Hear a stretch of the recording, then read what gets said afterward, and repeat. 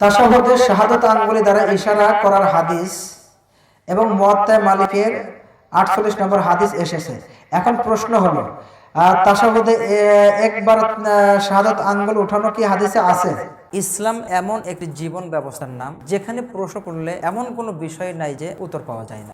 এই হাদিসের বিষয়ে বলতে গেলে ভাই, তাশাহুদে আঙ্গুল উঠানোর ব্যাপারে যতগুলো হাদিস আছে, কোন হাদিসে স্পষ্ট করে ওইভাবে বলা হয় না যে এই সময়ে আঙ্গুলটা উঁচু করতে হবে।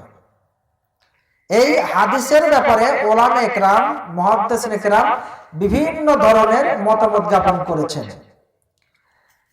সবথেকে পারফেক্টেবল মতামত যেটা দিয়েছে, যখন আত্তাহিয়াত বা শেষ বৈঠকে আমরা আত্তাহিয়াত, দরুদ শরীফ, দোয়া মাসুরা, এই সমস্ত দোয়াগুলা পাঠ করে এর মধ্যে যেখানে যেখানে দোয়া করা হয়, কি করা হয়, যেখানে যেখানে দোয়া করা হয় সেখানে সেখানে আঙ্গুল উঠানোর কথা, ইশারার কথা করার জন্য বলা হয়েছে।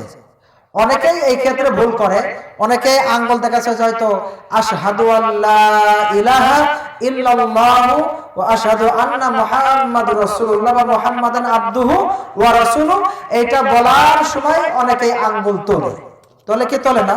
এটা হচ্ছে একটা মত। এটা হচ্ছে কি, কিছু সংখ্যক আলেম মুহাদ্দিসিন কিরাম ফকহাগণ বলেছেন যে হ্যাঁ, এই সময় যেহেতু আল্লাহর একত্ব প্রকাশ করা হয়, কি প্রকাশ করা হয়, এই সময় একটা মত তারা দিয়েছে। কেউ যদি এটা পালন করে আলহামদুলিল্লাহ, আমরা ওটা নিয়ে কেমন করবো না।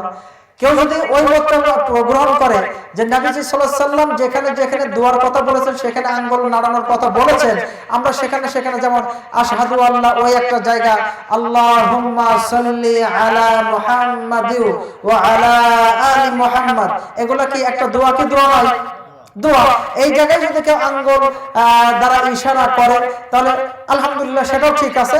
সুতরাং আঙ্গুল আপনি তুলবেন, সে যে জায়গাতেই হোক, আপনাকে খেয়াল রাখতে হবে আঙ্গুলটা যখন আপনি নাড়াবেন, এই ক্ষেত্রটাই আবার অনেকেই কিন্তু একটু বাড়াবাড়ি করে ফেলে। কেমন? অনেকেই দেখবেন জোরে জোরে নাচায় কি নাচায় না? যারা জোরে জোরে এমন করে, ওরা হচ্ছে হাদিসের বিরোধী কাজ করে। এমন ভাবে ইশারা করতে বলা হয়েছে যেন আপনার পাশে যে মুসল্লি আছে তার নামাজের মধ্যে ব্যাঘাত না ঘটে। কথা বোঝা গেল কি না? হয় মানে যাতে ব্যাঘাত না ঘটে। আপনি কার সন্তুষ্টির জন্য করবেন? ধীরে ধীরে, কি ধীরে ধীরে ধীরে আপনি আল্লাহর সন্তুষ্টির জন্য যেখানে যেখানে দোয়া আছে আপনি করেন, ইনশাআল্লাহ আল্লাহ আপনার আসল উদ্দেশ্য মাকসুদ পূরণ করে দিবে ইনশাআল্লাহ। প্রশ্নটা কি বুঝতে পেরেছেন? আলহামদুলিল্লাহ। তোমরা যা জানো না তা তোমরা জেনে নাও। আল্লাহ সুবহানাহু ওয়া তাআলা এই মর্মে বলেছেন, ফাসআলু আহলা যিকরি ইন কুনতুম লা তা'লামুন।